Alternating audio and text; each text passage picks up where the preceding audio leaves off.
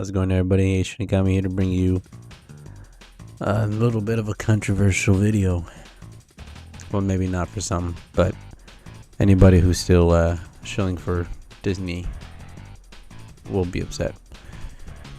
So, I'm sure some of y'all have heard the news now, officially. But the Daisy Ridley Star Wars film for Star Wars, said that twice, whatever, has been announced, and the director Obaid Shinoy, something like that. There you go. Yeah, she's been announced that she's gonna be directing these films, and immediately people are seeing red flags pop up, and it doesn't seem like what Bob Iger said earlier on is gonna be followed through on, which was less controversy, less, stuff that's gonna backfire on them. They already had 2023, which every fucking week was basically something new disastrously happening, whether it be lawsuits, whether it be losing money because of flops, just marketing improperly, and then calling the fans toxic or homophobic or whatever phobic term, right?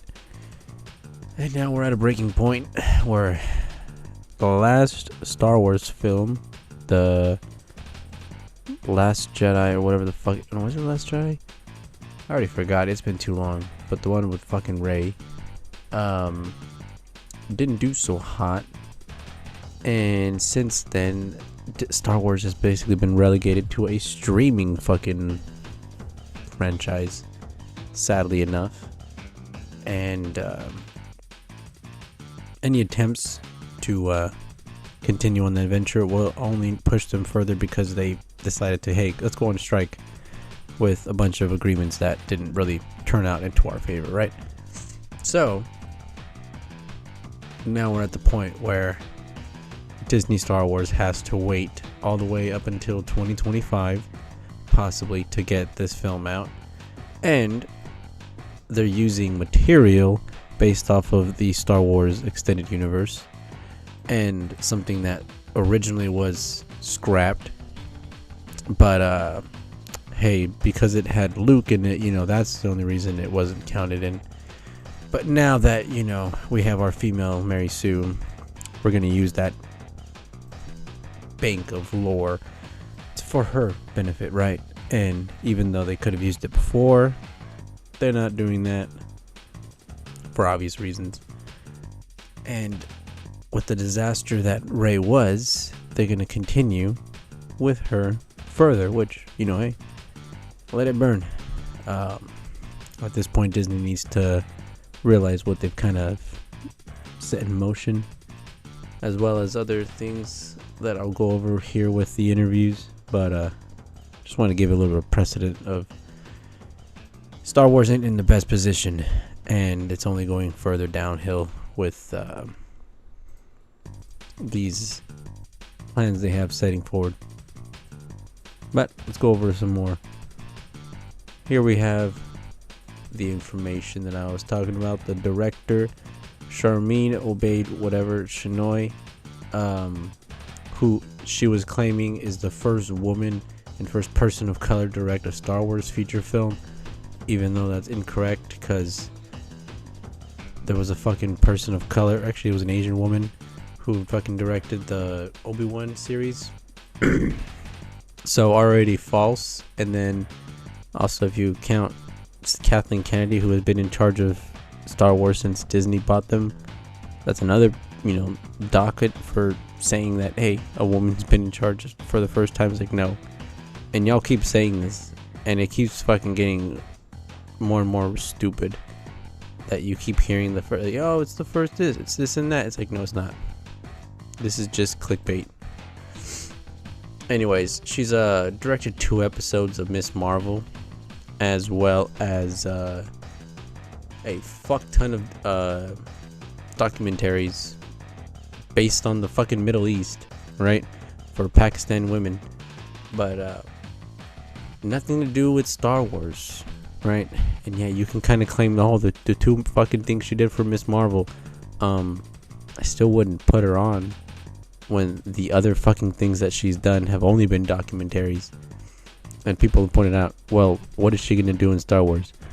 Make a fucking storyline about Tusken Raiders, you know, back on Tatooine again, you know, because that's the only thing that Star Wars can do is desert fucking planets.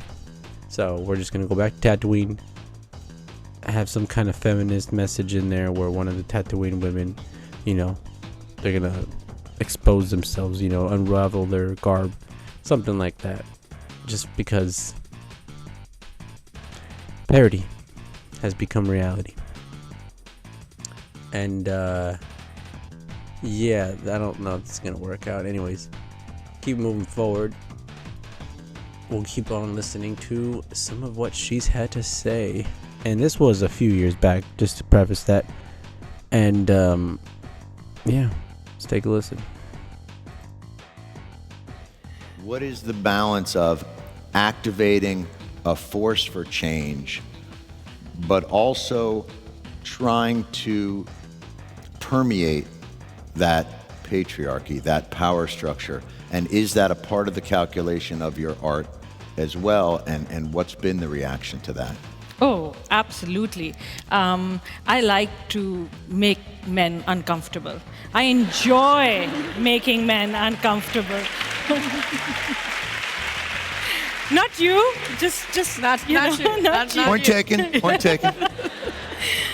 But, you know, it is important to be able to look into the eyes of a man and say, I am here, and recognize that.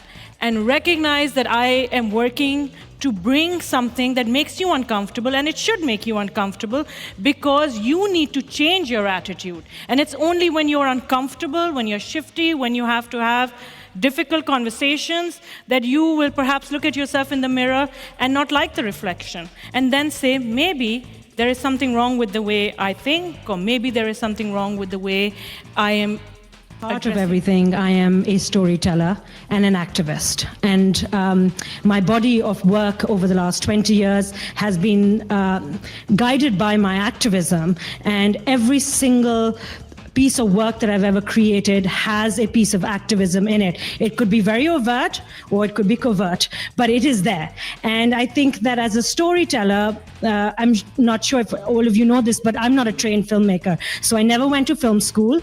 I went to Smith College and did my undergraduate and studied economics and political science like a good Pakistani girl.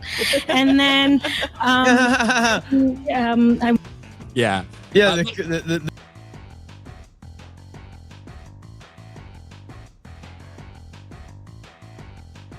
greatest asset, to be honest, is that I'm a woman. I mean, you know, many women that come from our part of the world think that it's a disadvantage. I've always thought that being a woman is my greatest asset. I mean, I really can get away with doing a lot of things in Pakistan, getting into places and getting out because I'm a woman. But you don't play that card, do you? Of course I play the woman you card. do? Hell yes! I wanted to hear that. I mean, you're a South Asian woman. You've got Of to play course. the woman card. There's a long line of men Drag. standing. Stand That's- to the front of the line. that- How can I stand if there's 100 people standing in line? No. When you can play the woman card, You will. you play the woman card, the damsel in distress. I mean, don't I look like a damsel in distress? The fact that you say that sometimes that you use that card is immensely interesting for me to hear because very few women admit to that. Well, you know, the thing is that you've got to play all sides, you know. If I need to stand up and face a man and look at him in the eyes and scare him off a little bit, I do scare Pakistani men off a little bit. That I do, and I enjoy that power. You like being intimidated? I enjoy that power that I can scare him, and he kind of takes a back step and then looks away. And then if I need to be a woman and be the damsel in distress, then I will be the woman and be the damsel in distress, because we live in countries where you can do both. And I like that. I like the fact that somebody else is going to stand in line and let me cut in and say, please. Oh my days. Okay. There. That ends that clip. Oh my goodness. Anyways. I hope this has been enough insight on why I believe this woman should definitely not fucking direct a Star Wars film. And how yeah, they're fucking they're just fucked. Yeah, they're fucked. They're fucked. They're getting fucked, and it's just too much fuckery going on. Yeah, I think I've said enough though. Other than that, give me your thoughts down below. What y'all think? If you agree, if you disagree, let's hear it all out. Other than that, Ishtinigami signing out. Y'all have a good evening, good morning, good night, and I'm gonna catch you next time. Bye.